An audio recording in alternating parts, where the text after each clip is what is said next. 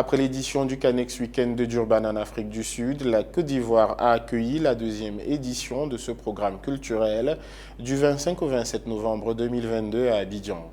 Organisé par la Banque africaine d'import-export, cet événement est une plateforme extraordinaire d'expression pour les acteurs créatifs issus de toute l'Afrique et de sa diaspora.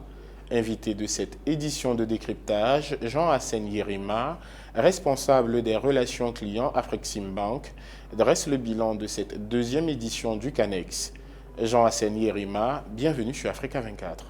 Le Canex Week-end 2022 s'est tenu à Abidjan, en Côte d'Ivoire, du 25 au 27 novembre 2022. Quel bilan faites-vous de cet événement? Avant de faire un bilan, nous devons commencer par dire un très grand merci à la République de Côte d'Ivoire, qui, comme l'a dit le professeur Bénédicte Orama, le président d'Afreximbank, dans son propos d'ouverture vendredi, n'a ménagé aucun effort pour nous accompagner pendant ce Canex. Nous aimerions aussi dire merci à tous les participants, les panélistes, les formateurs dans les sessions de masterclass, les exhibitionnistes, mais aussi les délégués qui se sont inscrits pour faire de ce Canex un succès. Nous remercions le soutien de l'Union africaine, du secrétariat permanent de la zone de libre-échange africaine, ainsi que des différents ministères de la culture et du commerce de la sous-région qui se sont mobilisés pour faire de ce Canex un grand succès. Alors, le bilan que nous pouvons tirer, c'est un bilan de satisfaction. Nous notons une nette amélioration par rapport à l'édition précédente tenue à Durban en 2021. Nous avons enregistré un peu plus de 2900 participants.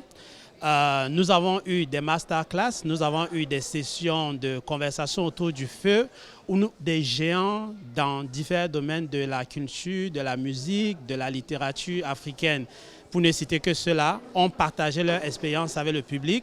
Et comme le Canex a pour objectif d'améliorer les compétences techniques, de favoriser le développement des infrastructures et de faire un plaidoyer pour l'amélioration des lois et règlements, nous avons eu un espace où le soutien apporté par les différents gouvernements, l'Union africaine, a permis de discuter des questions liées par exemple à la propriété intellectuelle.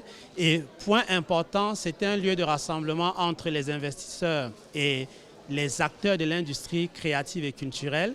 Et au moment où on venait pour faire cet entretien, ce point de presse, nous avions au-delà de 415 millions de dollars de transactions enregistrées et prêtes à être étudiées pour de possibles financements.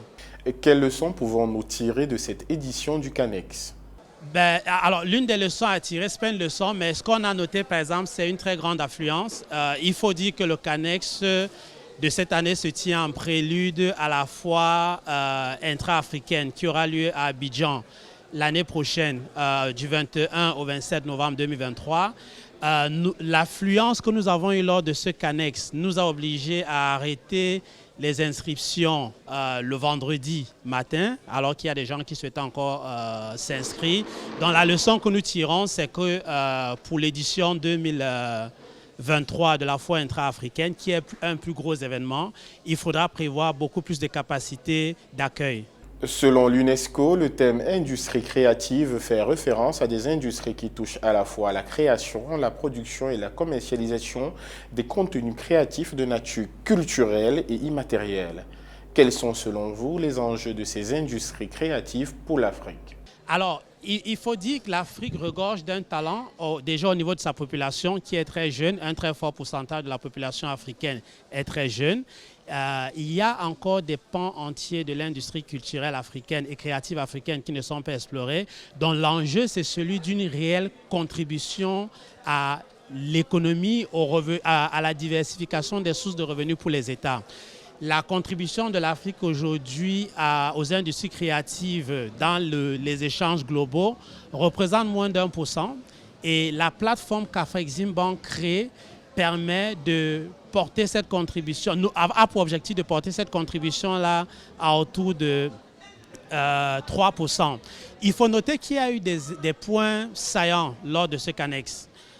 Nous avons eu des conversations sur comment améliorer la gestion de la propriété intellectuelle. Nous avons eu la participation d'artistes de rang mondial. Je pense que l'un des clous de l'événement a été la conversation autour du feu avec le géant qu'est Idriss Elba. Ça a transcendé la salle. On a eu un défilé de mode qui représentait un bon nombre, plus d'une dizaine de créateurs africains. Évidemment, le clou a été quand on a annoncé Gilles Touré, le créateur ivoirien, parce que la salle est partie en feu. Et il y a un événement important, il y a une annonce importante qui a été faite par le président de la Banque africaine d'import-export, le professeur Bénédicte Orama, qui était l'annonce de l'approbation par le conseil d'administration de la banque d'augmenter le montant de l'enveloppe de financement réservée au secteur créatif et industriel, qui passe dorénavant de 500 millions de dollars à 1 milliard de dollars. Ça veut dire qu'il y a plus de capacité de financement possible pour ce secteur-là. Et la banque, dans ce même propos, il a annoncé que la banque passait à la création d'un fonds d'investissement qui allait aussi permettre de supporter l'apport en capitaux propres à ce secteur-là. Pouvez-vous nous parler des projets futurs de la Banque africaine d'import-export pour les industries créatives sur le continent?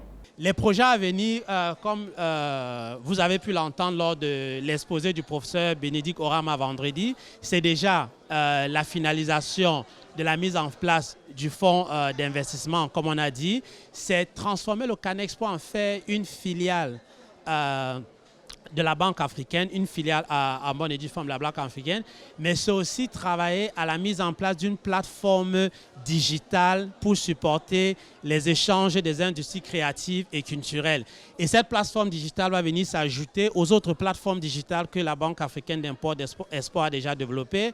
Par exemple, la plateforme Mansa qui nous permet d'améliorer le KYC sur les importateurs et les exportateurs africains, ou alors le Pan-African Payment System qui est une plateforme de paiement en devises et en monnaie africaine pour les échanges intra-africains en fait. Jean-Hassène Yerima, responsable relations clients à Afreximbank, merci d'avoir répondu aux questions d'Africa 24. Merci à vous d'avoir suivi cette édition de décryptage. Retrouvez dans un instant une nouvelle édition de l'actualité. Vous le savez déjà, l'actualité se poursuit également sur notre site africa24tv.com et sur nos réseaux sociaux Facebook, Twitter, YouTube et LinkedIn.